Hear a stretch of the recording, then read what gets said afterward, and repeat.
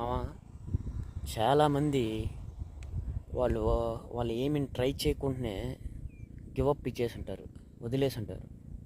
కానీ చుట్టుపక్కల ఉన్న జనాలు ఏమనుకుంటారంటే వాడు ఓడిపోయాడు, వాడు దాన్ని చేయలేకే ఓడిపోయాడు, వాడికి ఏమొచ్చి చేత అని వాళ్ళే ఎక్కువ మంది ఉంటారు.